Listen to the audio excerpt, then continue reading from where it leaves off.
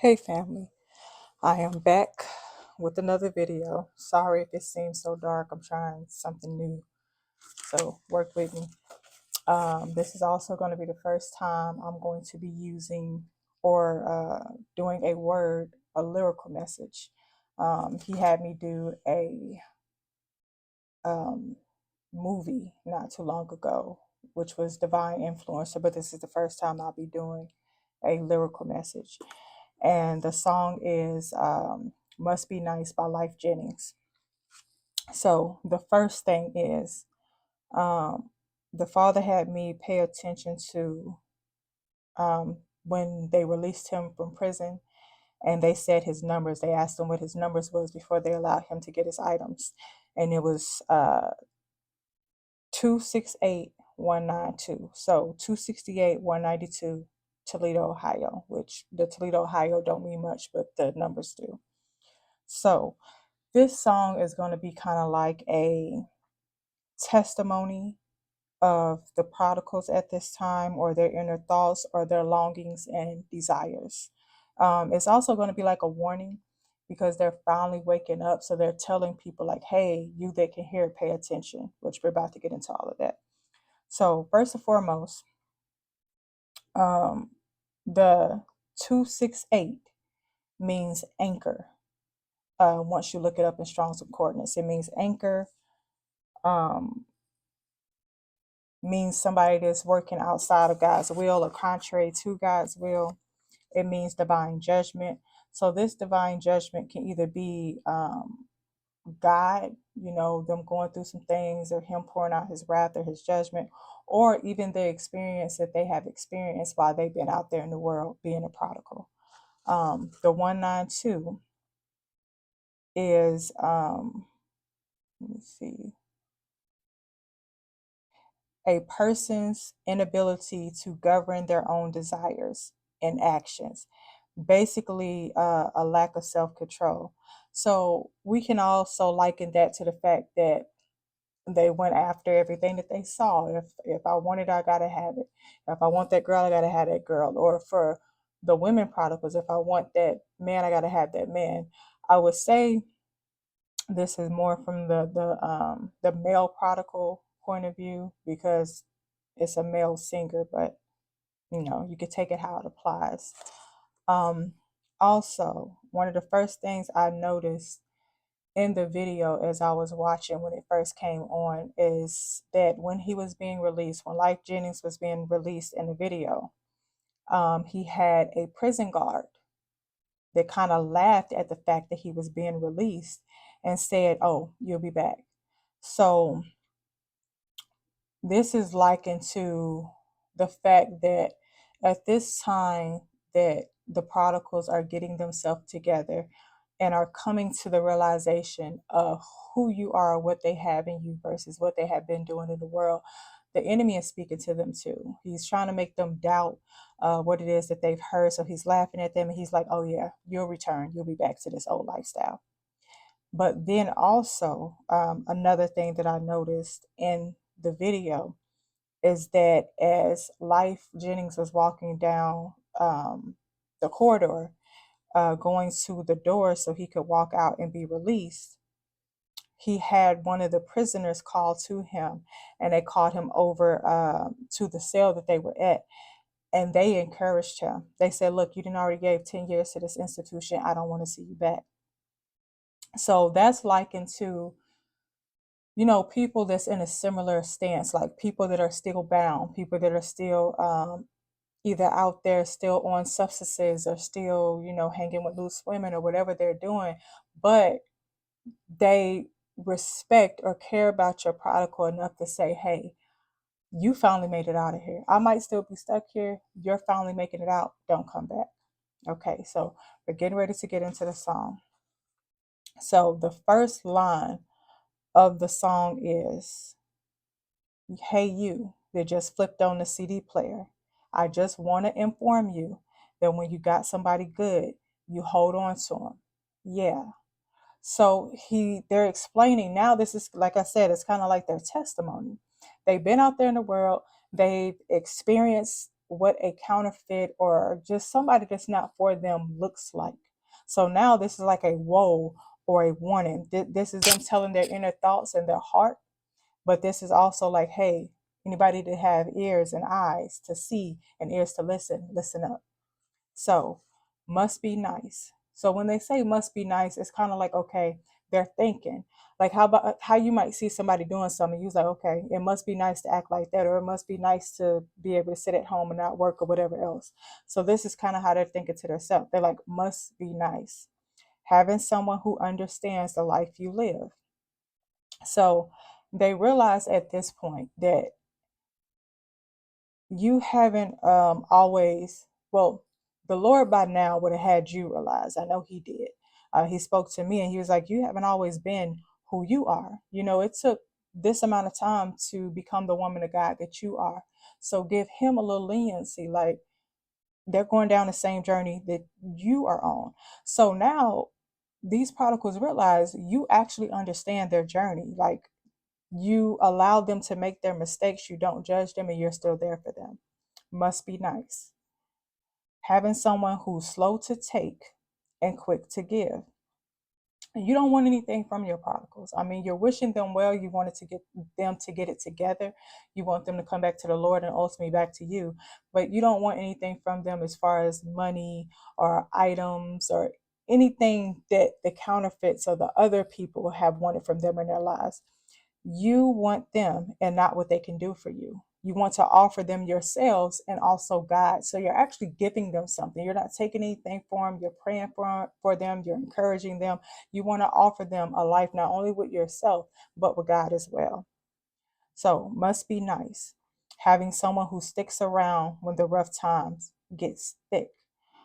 A lot of these people that they have been dealing with have not only not stuck around when they've needed someone to talk to, somebody to lean on for moral support, or even money wise. Like, they have given everything they have to these people, but then when they run out of something and they come to these people and ask them for it, there's nothing there. Um, they realize, like, this person has been there. This person had to remain. They stuck around when the rough times gets thick. This is going to beat somebody that is going to do that and has done that. So you're warring with them. You guys have been warring together. You guys have been fighting your individual battles, but you have been praying for them and they have been praying for you. And you guys have been covering one another. So it also says someone whose smile is bright enough to make the projects feel like a mansion. Okay, so the projects in this term is the earth, the modern day Babylon. And your smile, when they say someone whose smile is bright enough to make the projects feel like a mansion, you shine bright. They can see the Holy Spirit within you. You exude God. Your whole way you carry yourself, the way you live, the way you speak is godly. So even though you and your spouse are here on earth, you make the projects, which is earth, feel like a mansion, which is heaven. You are heaven on earth. You represent God to them. You are their safe space. Must be nice. Having someone who loves you despite your faults. You don't judge them for their sins, their mishaps, their missteps. You might encourage them. You might send them like a gospel song or a scripture, but you still love them. You are still interested in them. You haven't turned your back on them. Must be nice. Having someone who talks the talk, but also walks the walk. A lot of people will say what they will do for you, or they will even say that they love the Lord. Oh yeah, I'm this or I'm that. But their fruits say something different. You not only talk the talk, which means you not only quote the Bible, you not only can speak the scriptures, but you're walking the scriptures. You live the word, you teach the word, and you study the word. They are seeing your fruits. Must be nice. Having someone who understands that a thug has feelings too. You see past the tough outer appearance of your spouse. You know, a lot of these people try to put up like a guard or a shield, but when you are around, you break down all of that. It's like you look right through them. They turn into almost like a little kid again. So you see past all of that. You realize that a thug has feelings too. So you realize that even though they're tough, you speak to the inner portion of them who needs that encouragement, who needs those positive affirmations. You speak to that. Someone who loves you for show. They don't have to question your love or your intentions for them. They know that the way you love them is real. They don't have to question. You just remember to never let them go. They are calling for people. They're like, hey, remember to never let them go. Discern it. When you get them, know what you have, know their worth. They're like, look, don't squander it. Don't fumble the bag. Because even when your hustling days are gone, those hustling days are their prodigal days. There's when they were out there sinning, whether they was making fast money, whether they were, just speaking words, trying to manipulate or you know, the Bible says soothsaying. So just saying what people want to hear, but having no intentions on backing it up. Those days, they're saying, even when those days are gone, she'll be by your side, still holding on. They're saying, even when those days are over, the prodigal days are over, you're done sinning, you're done hustling, you're done gambling, making money on the side, this person will still be holding on. She's going to be there through the thick, the thin, the rich, the poor, the sickness and health. She's going to be there through it all, even when those 20 stop spending. So even though when the material items are gone, if they was to lose it all today, what attracted the counterfeits or the other people does not attract you. What might attracted them, the clothes, the cars, oh, they got this kind of bag, that kind of bag, or whatever, that does not appeal to you. So they're saying, even when the 20 stops spending, even when the material items are gone, if I lost it all today and all those gold digging women disappear, she'll still be there. When the appeal wears off, when all those women who came running when they saw what your spouse had is gone, you're still going to be sticking around. You're not going anywhere. You're solid. You're 10 toes down. Having someone you can come home to from a long day of work. That come home to is the marriage, because as we know, there's no shacking up, there's no um, fornication before marriage, there's none of that. So they're looking forward to that marriage. They're like, look, having someone to come home to. I come home from a long day's work, which would, in you guys' case, would be ministry or the businesses or whatever kingdom business that God has assigned to you guys. When they come home from that, they're thinking about when they walk through that door and they see you in there cooking, or they smell the aroma, or the laundry is being done, or maybe you guys can curl up and watch a movie. Having someone you can come home to from a long day of work, that's what they're thinking about right now. The streets is not on their mind. How that they can appeal to other people. Let me roll up and let people see what I'm sitting on. None of that. They're like, having someone you can come home to from a long day of work. They're starting to think about the little things, the meaningful things. Must be nice. Having someone you don't have to show, they know exactly where it hurts. When you, even now, right? Even now that you two are not together, they can feel what you feel, you can feel what they feel, or even God Himself will be like, hey, I need you to pray for this person. Hey, this person is feeling this. I need you to encourage them, or whatever it is it might be. But when you guys join together in marriage, when there's having someone you can come home to, when that takes place, you guys are going to be one flesh. Excuse me. You become one flesh. So when they say you don't have to show, they know exactly what hurts. They're not going to have to show anything to you. They're not going to say, hey, I'm hurting. Hey, I need some encouragement. Hey, I need you to pray for me. You guys are going to be like this. So you're going to know exactly what to do and when they need you to do it. Must be nice. Having someone who trusts you despite what they've heard. Again, you're not judging them based on their past. The only person you're going to listen to in this marriage is God. I did another word with the divine influencer video. God is calling you. God, first of all, God is your counselor. He's your physician. He's your comforter. He's going to be your everything. So in these marriages, even when people come to you and they're like, yeah, your spouse did this, or yeah, your spouse did that, You're not going to be going off of what they are telling you. You're going to take everything back to God. Nobody's going to be able to judge your spouse, or throw them under the bus, or bring any information to you that you haven't brought to God. It's going to be God, your husband, and you. That's your relationship circle. And maybe one of the two people you trust. But even though you would trust them, you still wouldn't go out there leading. You take it all back to God. Someone as mighty as a lion, but still as gentle as a bluebird. That goes back to the scripture in the Bible when it say, be as wise as a serpent, but as gentle as a dove. So when they're saying that, they like, look, someone that can war, someone that can fight these demons with me, somebody that can be about the Father's business. But when it comes to the relationship, they can still be as gentle as a bluebird. They can still talk to me nice. They can still be a nurturing spirit to me. They can still be my safe haven. So they're admiring the toughness of you, but they're also admiring the gentleness of you. So must be nice. Having someone you don't have to tell you don't want to be alone. This goes back to that three-strand cord. Like I said, it's going to be God, your husband, and you.